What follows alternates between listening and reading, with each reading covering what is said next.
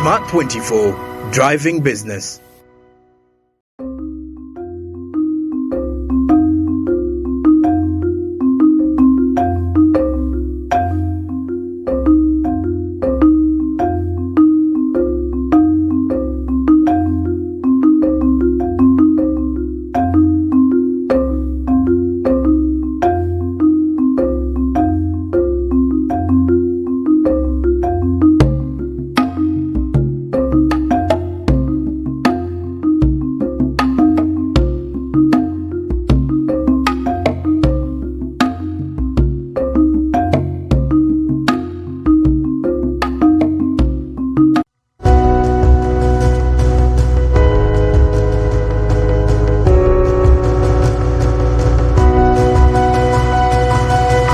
Smart 24, driving business.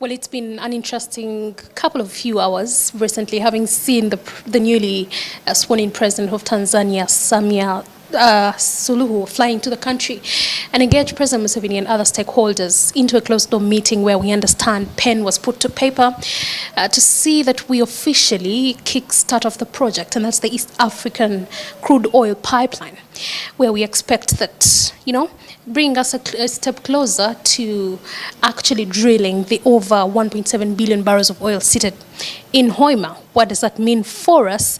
Does it mean that we are a step ahead, or are we lagging behind? And having put this to closing, or having realized the final investment decision, where do we go from here?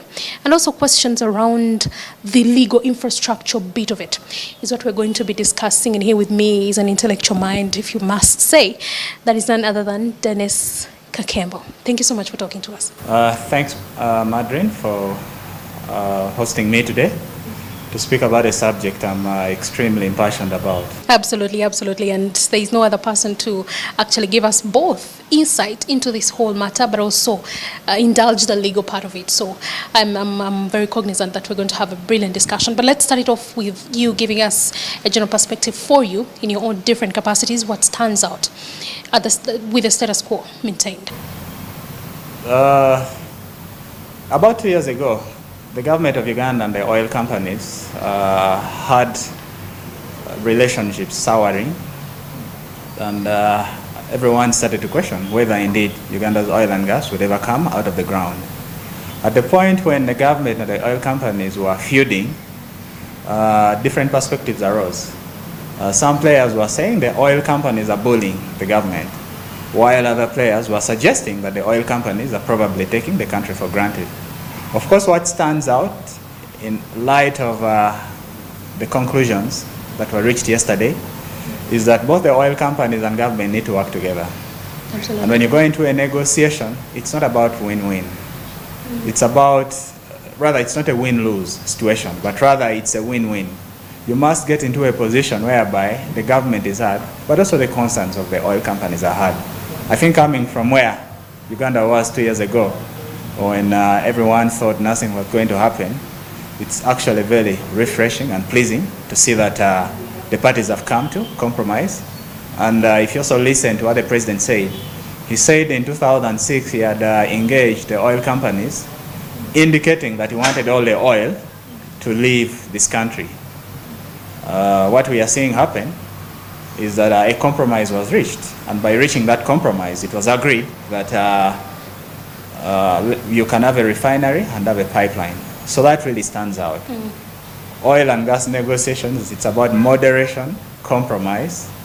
Extremism has no room, and I think the government and oil companies have handled that well. Well, in some instances, their positions have been over the board, both the oil companies and the government, probably as a negotiation strategy. But ultimately, we are at a point where finally Uganda's oil and gas project is taking off. Absolutely. When you say finally, it is taking off. What step has been realized? Because we keep mentioning the final investment decision, we keep mentioning the project kickstarting, and also key stakeholders, being into play and taking over the next step. We also expect construction to also take place. So if you don't mind breaking it down for us, what step are we at and what goes on from now? Now, Uganda made a discovery in 2006. And a discovery of oil is good enough. But unless that oil is monetized, it remains in the ground. Now, how do you monetize the oil? You monetize the oil either by having in place a refinery that is going to break down that crude oil into refined products that can be used like fuel for cars. Or, if you do not have a refinery, by having a market where you can sell the crude oil. Now, to be able to sell the crude oil, because Uganda is a landlocked country, you need to have a pipeline. And that pipeline involves another country with whom negotiations have got to happen. But further to that, by the time oil was discovered in Uganda, Uganda had an old oil law, which was not up to date with the realities of the time. Uganda lacked infrastructure. And then also the expectations gap, because back then, if a country ever made a discovery, everyone suddenly thought you're going to become the next Saudi Arabia. So expectations at the time when oil was found were so high. Reality has only sunk in. But then also the considerations, economic considerations, today and then are different. Oil was discovered in Uganda when a price per barrel was over $100, and projections suggested that oil could even reach $200 per barrel. It's not the case anymore. There are questions around whether the oil and gas industry is still going to be as dominant as it was. So we are at that level, and it's quite refreshing that a decision has been taken at this point in time. Otherwise, there were fears by some people that probably the country could lose out. And if the country lost out at that point in time, no one would really forgive the current government. So it's been a long journey to get to where we've gotten. Because in the first place, to get someone to explore, to find whether there's oil, you need to enter into a license or an agreement, which is what we call a production sharing agreement. And that agreement gives them the permission to actually undertake exploration in accordance with the law of the land. But once you've entered into that agreement, now you need to undertake the actual drilling works. The drilling works, to ascertain whether oil exists, would necessitate you bringing into the country machinery and equipment. Now just imagine where oil was first found in Bulisa or Hoima. At that point in time when guys were going to do the exploration, no roads ever existed. So roads had to be cleared on an ad hoc basis to enable some to equipment. gazette the wells. To enable some equipment reach there, to clear the bushes where you would actually go and drill to establish whether oil has been found. Now after oil has been found, the next big hurdle is whether it actually makes commercial sense for you to proceed.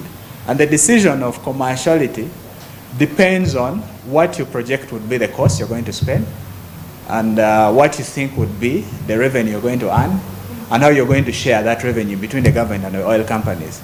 Is the sharing fair to enable a project make an economic return? Because as a shareholder of Total and CNOOC, all they are looking at is that if we invest in Uganda, are we going to earn wealth on our capital. So those considerations also come into place. And that is why the negotiations have been protracted. Because on the other hand, the government has been saying, you know what, we need to get the most for our oil so that the citizens benefit. But also the oil companies have been contending that indeed we have to ensure that our shareholders have a fair return. So negotiating these commercial terms to align the objectives of both the government and the oil companies has not been a tall order. And I would like to congratulate the government and the oil companies for having undertaken these negotiations. It's not been easy. We've been putting you under pressure. Some of us have been quite vocal, sometimes saying you're probably too greedy, you want so many taxes. Yeah. But I mean, you've really done very well, and valuable lessons have been picked, and I'm pretty sure that subsequent negotiations of such a scale would be a little bit easier than it has been today, because now there's a real appreciation of the dynamics that go into negotiations. Okay. Now, when you finish those negotiations, it's at that point that you're able to determine and put pen to paper the agreements that, yes, indeed, it now makes sense for me to actually to proceed and invest. So that is the point at which Uganda is. All the agreements that are required have been finalized. And after finalizing of those agreements, what remains is merely a formality of declaration, because the preliminaries are done. And as you heard from yesterday, now the oil companies have been given a go-ahead to formally contract the vendors who are going to build the pipeline. So after that has been done, the next stage will be a formality. I do not expect we are going to have a next big ceremony like we had yesterday. Yesterday was fanfare. It was a day of celebration where all the heavy hitters were in. You had the president of Tanzania, you had Total Global President and CEO, you had Sino President and all the players celebrating this milestone. The rest that would remain is really going to be low-key. Okay. All right. And having established all that, I mean, it feels like we've been demanding for this for quite some time, and we've kept the motion that the FID has been long overdue. Now that pen has been put to paper, are we ready? I mean, to take on the mantle, particularly, let's begin with our part of Uganda, the Ugandan part, because I understand we are stakeholders as well. Are we ready? Have we moved a step ahead? What is lagging behind in terms of us contributing our own portion? Now, I'm going to get to that, but I would like to first comment about what you've said, that FID has been long overdue. Well, I think in terms of the fact that oil was discovered in 2006, and we are only getting to a level.